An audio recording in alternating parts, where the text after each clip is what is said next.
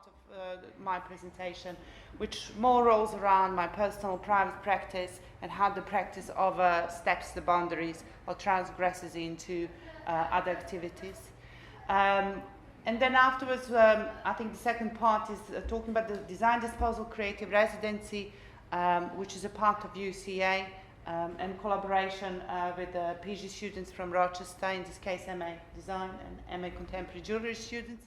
My research aims to promote minimization of London's future landfill. As my research practice is embedded as a social narrative, public exposition and engagement is essential both to generate insights from the multitude of the stakeholders and for further successful dissemination of my research. Simultaneously, I am also a PhD student as well, so my PhD and my practice overlaps or feeds back into it. So it's a kind of a circular economy in a micro level. Conclusive with this, my ongoing research strives to journey beyond the product design vocabulary. We are, as we say, better by design. I'm not necessarily seeking to make more products for the market. Exploding the design advocacy framework within social, cultural, environmental, ethical, critical, discard practices which are growing on a global level.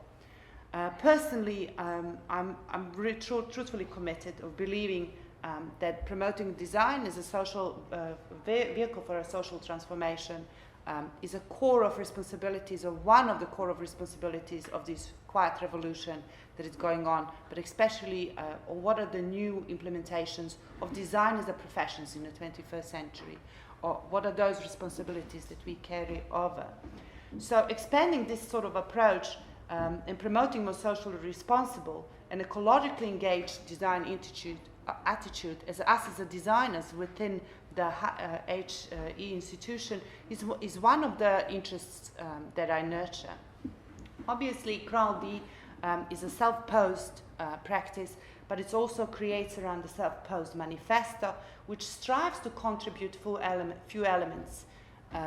One of them is what I like to call it a joyful activism, trash aesthetics, craft making, exposition, which is a posh word for exhibition, and workshop engagement in the context of London, because even if we are sitting right now in a Kent, all our plastic rubbish, if I understand well, is actually going to the London landfill. So we are actually a part of the wider London, which I personally like to call it a metapolis, due to the scale, to the size, to the differentiations of all of us being grouped together. It's gone beyond mega. So how do we deal with this? In 2011 or 2012, MWMS, or Municipal Waste Management Strategies, Boris Johnson has brought up this new strategy for the London, and there was a lot of excitement in that given moment with reuse strategies, with how London is going to recycle more, and all of these things that were in the background. Obviously, London as a metropolis deals with a lot of issues in the sense of currently 20 million tons per annum. How we can kind of change these suggested ways of strategy that is being implemented. Because as suggested and as open to understanding, it does not oblige the citizen to do this sort of a daily ritual, daily habits. And therefore, you know, as a human beings, without sense of placing the guilt of anybody individually, we lack to deliver.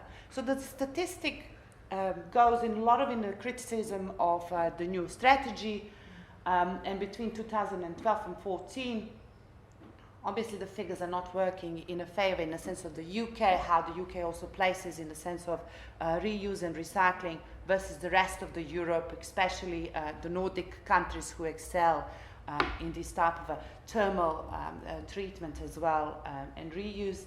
And obviously after the policy implementation, instead of increase and this sort of a very futuristic vision how by 2025 there will be zero landfill, it's very hard for me to kind of grasp that. How we can address before the next political set moves into the next agreement with the next landfill land, how we can reset of how we kind of relate to these processes of daily processes that we have. So now Designedisposal obviously refers to designing mostly from disposal as a small practice, And I introduced this term of asterism, and lots of people say, well, what is the asterism? And asterism comes from astronomy, and it's a kind of an unrecognized pattern of the stars. Practice itself is based not on a GDP, which is gross domestic product, which so far led us to where we are right now, but it's based on GNH, which is gross national happiness. There are 4 developments or 4 cores of how I operate as an individual, as a practice, which is preservation of cultural values, conservation of natural environment, sustainable development, and establishment of the good governance or good advocacy. This is how we look at the things that we encounter, which everybody else presumes we're going through everybody's trash. In theory, giving the plastic thing and sui generis voice, or giving a personality in Latin, evaluates the effectiveness and trustworthiness of us as a design process or as a design group. So the meanings are not necessarily attached to the things, but identical to them. The project engages into using 2 sub-departments, which they act as a facilitators, but they're also as a co-designers, which is a learning curve. We have also grown into deriving a certain conceptual way of what lies behind this Christmas obsession as well. So it's a co-design ex-mass narrative. First phase is design and craft phase, which we started from December with the open call, which was also part of Disruption. Also testing as well the environment, testing the attitudes of the students, the staff as well.